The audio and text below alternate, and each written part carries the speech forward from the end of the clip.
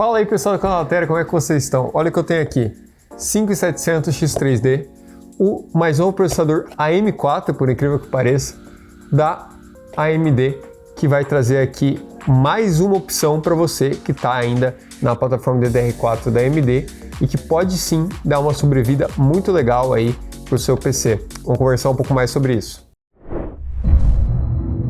E aí pessoal, como é que vocês estão? Para quem não sabe, me chamo Davi e hoje vamos falar então um pouco mais do 5700X3D, esse novíssimo processador que para alguns pode fazer assim, pô, mas isso não tá com cara de tão novo assim. Realmente não é tão novo assim. A gente está falando de novo de um 8/16 no TSMC 7 nanômetros ali da AMD, que é o que a gente conhece ali pela série 5000 AM4. O que esse processador tem diferente de um 5700X, por exemplo? Ele é o que a gente chama do processador com 3D V-Cache. O que é isso? Basicamente, a maior parte dos processadores, eles têm uma memória dentro deles, que se chama um cache. Você tem cache L1, que é o de mais rápido acesso, o L2, que daí seria o segundo tier, que não é de tão rápido acesso assim, mas ainda é rápido, e tem o L3, que daí é onde tem a mágica desse carinha aqui, que é onde você tem um pouco mais de memória do que a maior parte dos processadores, e isso acaba que rende mais ainda performance, principalmente em jogos, já que boa parte das instruções do processador conseguem estar ali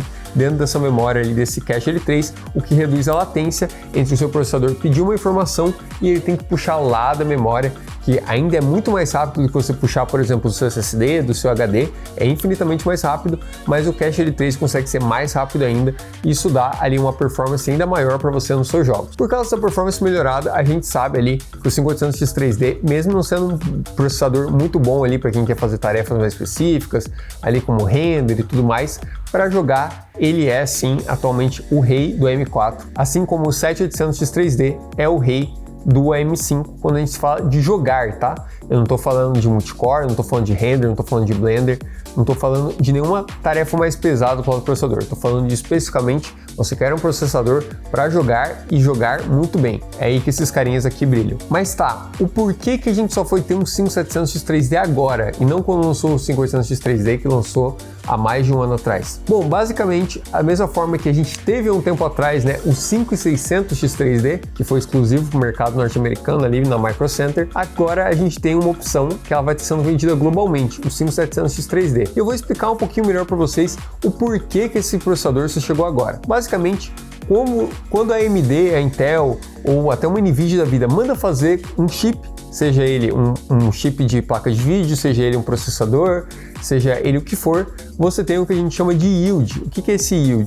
É basicamente o quanto de uma peça que ficou 100% certa na hora que você fez a fabricação. Para quem não sabe, eles utilizam um processo chamado litografia, que é basicamente quando você pega um laser e você vai gravar no silício o circuito eletrônico. Esse processo, justamente por você estar falando de nanômetros, ou seja, às vezes menor do que, mais fino que um fio de cabelo, um traço ali que você vai ter ali, uma trace, né, um fiozinho que vai ter dentro do seu processador, você tem ali ainda mais dificuldade de fazer esse processo hoje em dia, então demora, você tem que ajustar vários parâmetros para o processo ficar bom. Nesse processo, você pode ter o que a gente chama de uma falha não catastrófica, né? Então, por exemplo, assim, claro, vão ter processadores que vão estar completamente inutilizáveis, vão ter processadores, por exemplo, que 2 cores não vão estar funcionando, aí que você ganha, por exemplo, o 5600X3D, para quem não lembra, ele era um 6/12 e não um 8/16, como o 5800X3D, e você tem aqueles que parece que está tudo perfeito, parece que está tudo lindo e maravilhoso, ele é um 8/16, todos os núcleos funcionam e tudo mais, mas daí a AMD foi lá,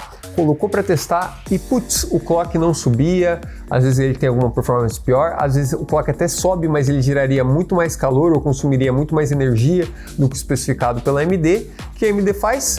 Bum! 5700X3D. É basicamente isso que aconteceu. Você tem ali, vamos dizer assim, um acúmulo de falhas ali, e agora que a AMD deve ter conseguido chegar num ponto onde esse número de falhas, que vamos dizer assim, a gente fala assim, nossa, não quer dizer que eu estou comprando um produto quebrado. Não, a AMD só está reaproveitando um processo dela que ia gerar uma perda, aqueles processadores iam pro lixo. O que ela faz?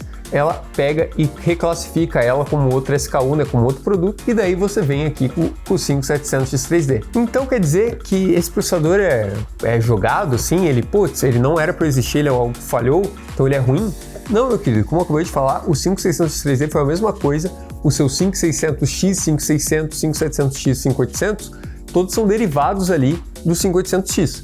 Então, o 5800X é um, daí você vai ter ali o 5700X, que foi um que deu um pouco errado, você vai ter o 5600X, que foi um que deu um pouco mais errado, você vai ter o 5600, que foi o que deu mais errado ainda. E a mesma coisa você tem em placa de vídeo, por exemplo, no NVIDIA. No NVIDIA, se você for ver, tem várias placas que usam basicamente o mesmo começo de chip. Ali você vai ver lá um A101, A102, A103, A104, e esses aí, inclusive tem placas de vídeo que, dependendo do nível de erro, podem ter até dois desses tipos de processador sendo da mesma SKU. Então, por exemplo, você poderia ver, vamos supor aqui, eu não sei agora de cabeça, mas você consegue ver às vezes uma 4060 que vai utilizar dois tipos de GPU, ou seja, você vai ter, por exemplo, estou supondo aqui a A104 e a A103, as duas vão poder ser utilizadas, só que a A104 é uma A104 que foi melhor, e a 103 é uma 103 que deu mais errado. Então você tem essa diferença assim, então, por exemplo, uma 4070 que deu errado pode virar uma 4060 Ti se ela deu errado o suficiente para estar dentro do parâmetro de especificação, está dentro ali da performance esperada para uma 4060 Ti, por exemplo. Então isso não é uma coisa que, nossa, a AMD malvada, a AMD faz. Isso é coisa que a Intel faz com os processadores dela, isso é coisa que a AMD faz com os processadores dela e com as placas de vídeo também, e a NVIDIA também faz isso com as placas de vídeo dela. Então basicamente isso é uma forma da indústria ser mais sustentável, você não jogar processadores bons no lixo, e ao mesmo tempo você vai ter ali, é claro, uma opção mais barata ali para você, já querendo ou não, esse carinha aqui vai entregar menos performance do que o 5800X 3D.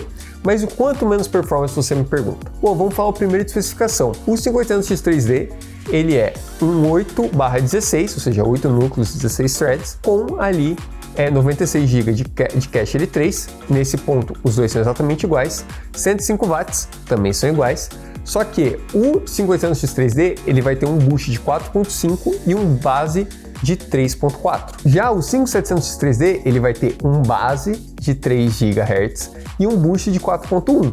Lembrando que nem a AMD nem a Intel garantem que a velocidade de boost vai ser atingida. Ela vai ser atingida em algum momento, mas é uma coisa que o seu processador vai conseguir manter por muito tempo, porque são vários fatores. Isso depende do seu sistema, isso depende da refrigeração que você coloca nesse processador, e da mesma forma que o 5800X 3D não vinha com cooler, esse carinha aqui também não vem, então você já vai ter que levar em conta ali se você já tem um water cooler da hora, ou se você tem um air cooler da hora, ou se você vai adquirir um air cooler ou water cooler para ir junto com esse carinha, já que a temperatura dele deve ser bem similar ali ao 5800X 3D. Nos nossos testes, eu utilizei ali o nosso Dark Winter de 240mm e ele segurou de boa. O máximo que eu vi ali rodando um Cinebench, que é um teste pesado ali, foi coisa ali dos seus 69, 70 graus. Então, um water cooler bom de 240mm deve dar mais do que o suficiente para você manter o boost desse carinha aqui. Mas qual que é a diferença entre esses dois carinhas?